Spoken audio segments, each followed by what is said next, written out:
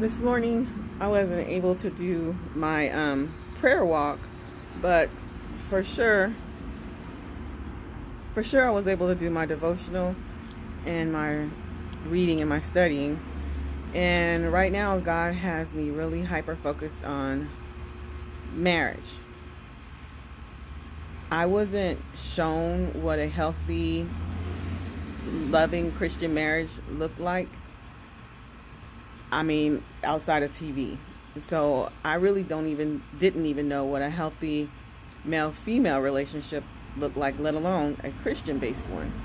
So while God has me in this season, He has me hyper focused on marriage.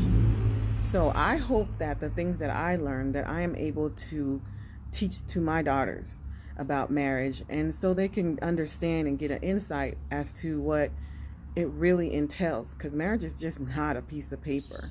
It's more than that. It's a covenant between God, your spouse, and you. And once you understand what that covenant really is and what it's about, you'll understand how precious it is and how important it is for us to cover our marriage and cover our husbands, and our husbands cover us in prayer, because the devil wants to break up the family, because he knows that God God loves us, the family. That's us. That's God's most cherished thing, is us, our covenant with Him and our covenant with each other. So in my journey, in my studies, I've learned that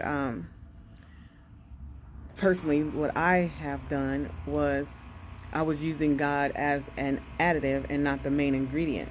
Meaning,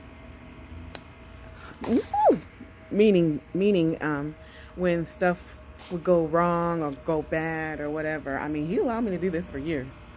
I will pepper Him in. I'll sprinkle a little God here, sprinkle a little God there. And, you know, that caught up. That definitely caught up with me. And therefore, God has been putting things into me that I can feed out to others, that I wish I would have had guidance. Why am I outside? I wish I would have had guidance. I wish that I would have had the insight when I was younger, when I first got married, because I got married when I was 27. I just wish that I would have had that. But, I'm grateful that I'm able to get the information now and to be able to share that with other people.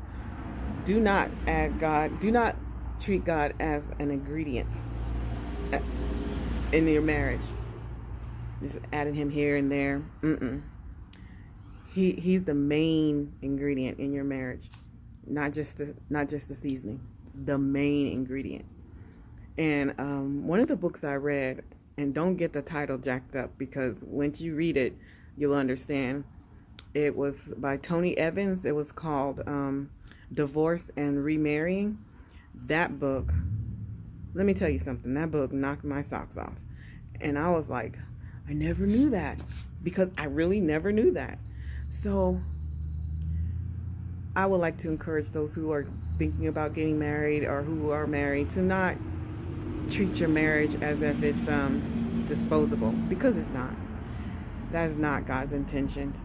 And please, for the love of everything, do not give the devil any kind of room to come into your relationship and wreak havoc, because when he does, he does.